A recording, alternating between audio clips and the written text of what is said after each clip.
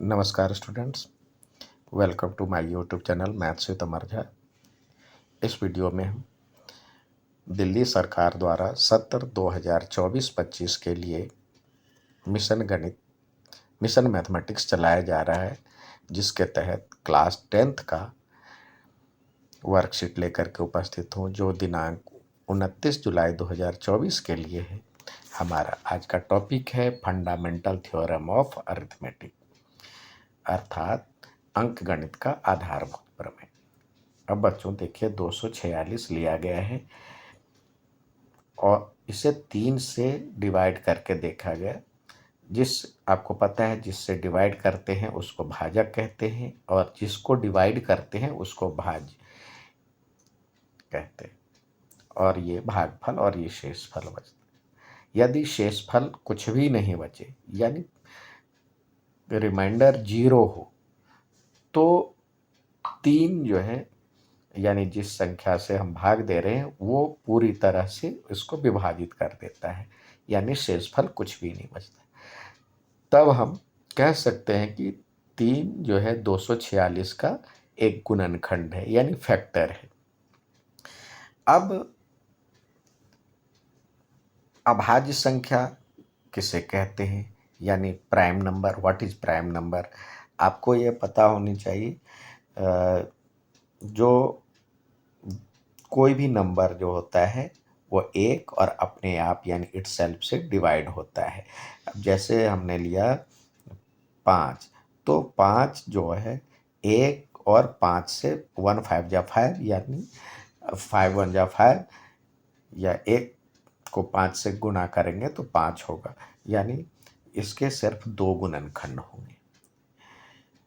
और यदि हम 6 लेते हैं तो 1 और 6 तो होगा ही, और 1 और 6 के बीच में किसी संख्या से ये डिवाइड यदि हो जा रहा है, यानी 2 3 6, 2 3 जा 6 होता है, तो ये प्राइम नंबर नहीं कहलाएगा।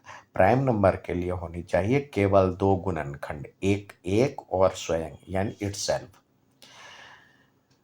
अब एक आपको पता है जो कि एक ना तो प्राइम है ना ही कंपोजिट है, क्योंकि एक के सिर्फ एक ही फैक्टर है, एक ही गुणनखंड है।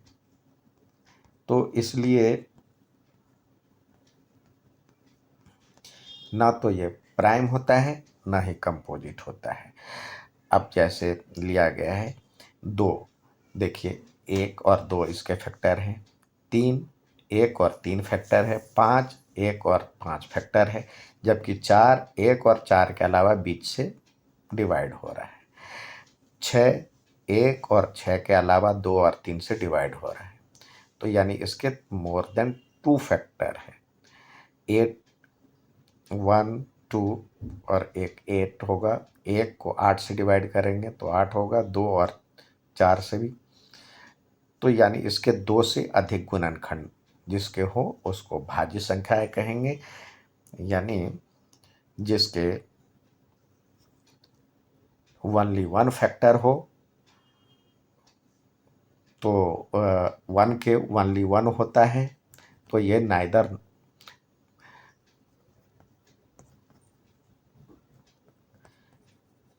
नाइदर प्राइम नोर कंपोजिट कहलाता है। प्राइम नंबर के लिए चाहिए ओनली 2 फैक्टर, एक और एक इटसेल्फ, और जिसके मोर देन 2 फैक्टर हो वो कहलाता है कंपोजिट नंबर।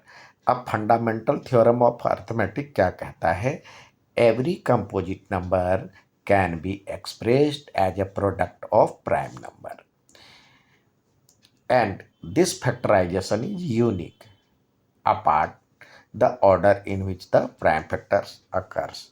यानी कहता है प्रत्येक भाज्य संख्या को अभाज्य संख्याओं के गुणनफल के रूप में व्यक्त किया जा सकता है, और यह गुणनखंड अभाज्य गुणनखंडों के आने वाले क्रम के बिना अद्वितीय होता है। यानी देखिए, जैसे आप कोई नंबर लिए 12, तो 12 को कोई बच्चा एक, इसके फैक्टर जो होंगे प्राइम फैक्टर आपको पता है, जो कि सबसे छोटा प्राइम नंबर 2 है, फिर 3, तो 2 से देखेंगे, 2 से ये हमने डिवाइड किया तो ये 6 आया, और इसको किए तो ये 2 और 3 आया। एक बच्चा ऐसा किया, कोई बच्चा इसी 12 को आया और इस तरह से किया, पहले 3 से किया, फिर ये 4 आया, और ये फिर 2 और 2 लिखा, ये भी सही है।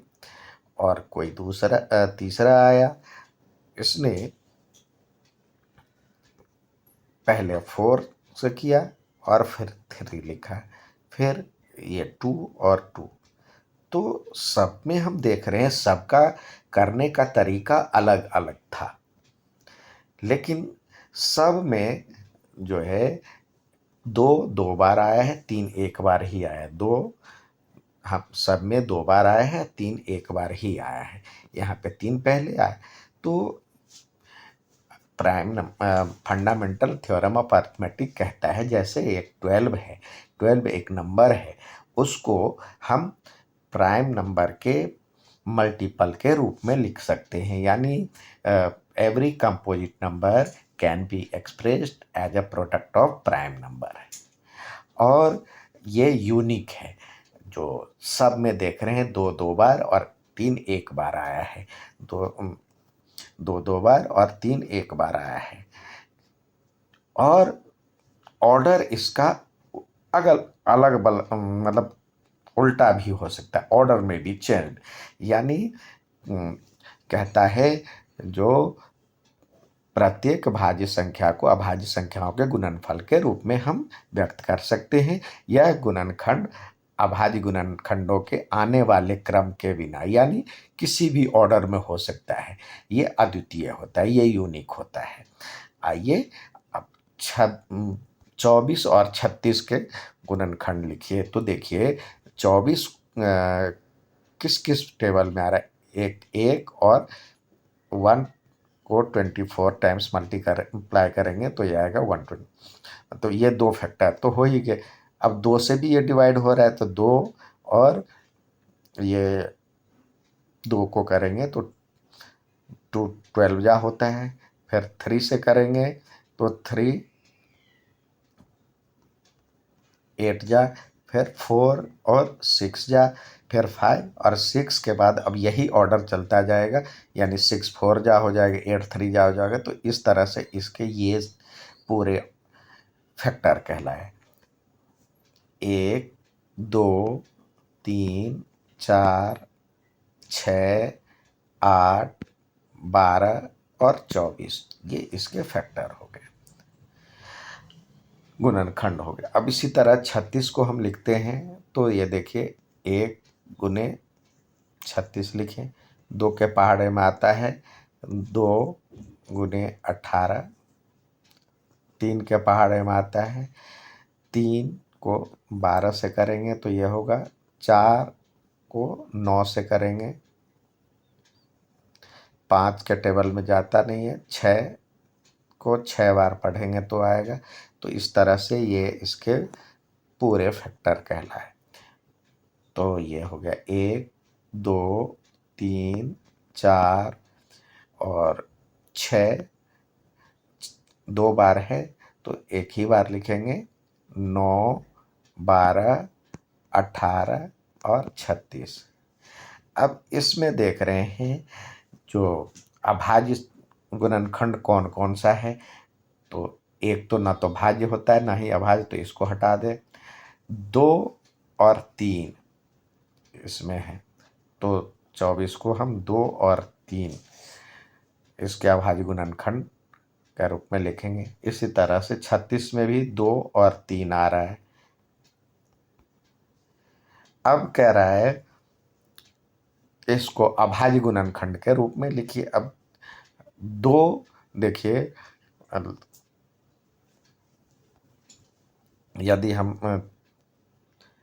24 को सिर्फ 2 और 3 के रूप में लिखते, पहले 2 से करते तो ये आता 12, फिर 2 से करते तो ये आता 6, फिर 2 से करते तो ये आता 3, 3 एक प्राइम नंबर है, तो अभाज्य संख्या है तो ये लिख सकते हैं 2 गुने 2 गुने 2 गुने 3, यानी 2 का पावर 3 इंटू 3।